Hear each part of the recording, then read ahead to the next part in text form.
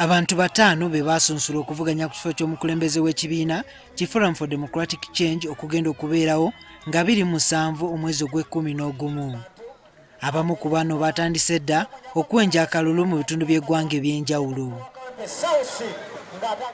Bana ku bano okuli Patrick Oboy Amuriat, Dan Masiko, Jeno Mugisha Muntu ne Munyagwa Mubaraka balabiseeko ku kitebe ky'ekibiina kino era ne banjula enteekateeka za kampeyini zaabwe eri bannamawulire.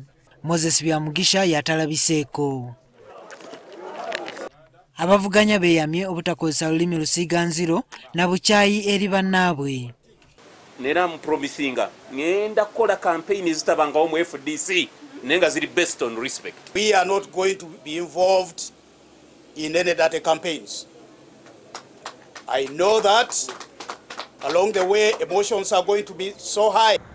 Buli eyeesimbyewo atubuulidde ebyo byasuubira okukola ng'atuuse mu bukulembeze kyokka nga basinga bagamba nti bagenda kutunuulira nnyo eky'okweddiza obuwanguzi bwe bagamba nti ne mu kalulu akaasembayo baabufuna.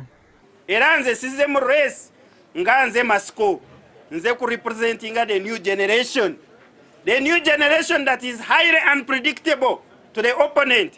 Singa kino ekibiina tubadde Bulaaya oba South Africa oba America sandigezeza kwesimba kwa party president wadde obwa district chairperson. Awo mu mbeera bwetyo sisuubira nti nsobola okukola omukulembeze w'ekibiina omulungi. Ne mu mbeera gye tulimu eno nga tuvuganya omusajja w'effujjo nga Mwami Museveni, FDC yeetaaga omukulembeze nga nze. That change is going to come to this country, and the very much desired change is going to come through new leadership. Muwagire FDC ng'ekibiina kubanga amaaso gaffe emitima gyaffe ebikolwa byaffe byonna kwe kulaba nti tutuukiriza ebyo bye twagala bibeere mu ggwanga, ebeere democracy, bubeere obwenkanya, bubeere okwenkana mu maaso g'amateeka. Abadde pulezidenti w'ekibiina kino Jeno Mugisha Muntu wano asinzidde n'ayambalira abo abazze bawakanya eky'okubeera ne gavumenti ey'ekisiikirize ate nga mu ndowooza yaabwe omuntu gwe baasimbawo ye yawangula akalulu k'omukulembeze w'eggwanga akawedde.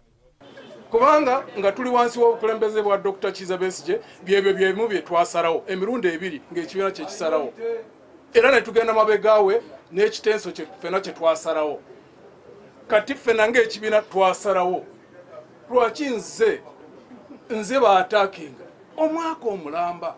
Okusinziira ku nteekateeka z'okwenja akalulu, Dan Masiko waakubeera mu Arua olunaku lw'enkya, Mugisha Muntu agenda Katakwi so nga Mubaraka Munyagwa waakubeera Kayunga. Moses Byamugisha waakutandikira Lukunjiri ku Lwokusatu, so Patrick Amuriat akalulu ajja kutandika okakuyega nga 27 mu bitundu by'e Busoga. Juma Kiria, NTV Akawungeezi.